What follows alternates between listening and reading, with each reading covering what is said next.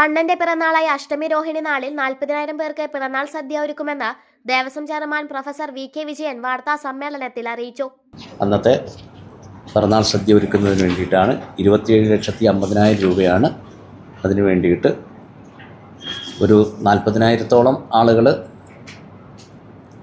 അന്നത്തെ പിറന്നാൾ സദ്യ ഉണ്ടാവുമെന്നാണ് നമ്മൾ പ്രതീക്ഷിക്കുന്നത്. ഉച്ചയ്ക്ക് 2 മണി വരെ ക്യൂവിൽ നിൽക്കുന്ന എല്ലാവർക്കും പിറന്നാൾ സദ്യയിൽ പങ്കെടുക്കാം. അവർക്ക് വേണ്ട ഭക്ഷണം ഒരുക്കാൻ വേണ്ട എല്ലാ തയ്യാറെടുപ്പുകളും ആയിട്ടുണ്ട്.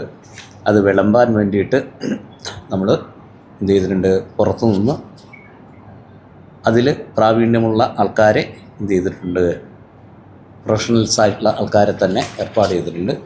150ഓളം ആൾക്കാരെ അന്നലക്ഷ്മി ഹാളിലും പ്രത്യേക പന്തലിലും ഗുരുവായൂരപ്പൻ ഓഡിറ്റോറിയത്തിലുമായി 2,100 പേർക്ക് ഒരേ സമയം സദ്യ കഴിക്കാം. രാവിലെ 9-ന് സദ്യ ആരംഭിക്കും. ഉച്ചയ്ക്ക് 2 വരെ വരിയിലുള്ളവർക്ക് സദ്യ ലഭിക്കും. രസകാളൻ, ഓലൻ, അവിയൽ, എരിശ്ശേരി, പൈനാപ്പിൾ പച്ചടി, മെഴുക്കുപുരട്ടി, ശർക്കര വരട്ടി, കായവറവ്, അച്ചാറ്, പുളിയിഞ്ചി, പപ്പടം, മോര് എന്നിവയാണ് വിഭവങ്ങൾ. വിളമ്പാൻ ദേവസ്വം ജീവനക്കാർക്ക് പുറമെ 150 പേരെ അധികമായി നിയോഗിക്കും. അഷ്ടമി രോഹിണി നാളിലെ പ്രധാന വഴിപാടായ അപ്പം ഷീട്ടാക്കൽ തുടങ്ങിയിട്ടുണ്ട്. 2 അപ്പത്തിന് 35 രൂപയാണ്. ഒരാൾക്ക് 20 ഷീട്ട് വരെ നൽകും. അഷ്ടമി രോഹിണിയുടെ തലേന്ന് ഒരാൾക്ക് 10 ഷീട്ട് മാത്രമേ നൽകൂ. 8.08 ലക്ഷം രൂപയുടെ പാൽപായസവും തയ്യാറാക്കുമെന്ന് ചെയർമാൻ അറിയിച്ചു.